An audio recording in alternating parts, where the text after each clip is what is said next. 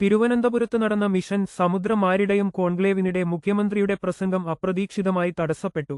വൈകുന്നേരം 7 മണിയോടെയാണ് മൈക്കും മറ്റ് സംവിധാനങ്ങളും നിലച്ചത്. വേദിയിലുണ്ടായിരുന്ന സംഘാടകർ പരിഭ്രാന്തരായെങ്കിലും ഇരിക്കാൻ മുഖ്യമന്ത്രി ആംഗ്യത്തിലൂടെ നിർദ്ദേശിക്കുകയായിരുന്നു.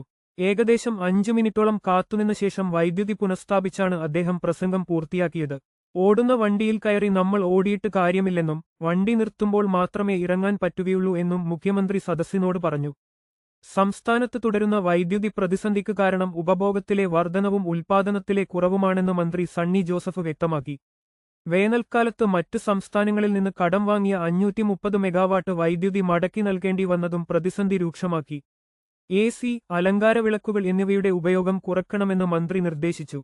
അതേസമയം വൈദ്യുതി തടസ്സത്തെ പരിഹസിച്ച് A റഹീം അടക്കമുള്ളവർ സാമൂഹ്യമാധ്യമങ്ങളിൽ വിമർശനവുമായി രംഗത്തെത്തിയിട്ടുണ്ട്. കൂടുതൽ വാർത്തകൾക്കായി ഞങ്ങളുടെ ചാനൽ സബ്സ്ക്രൈബ് ചെയ്യുക.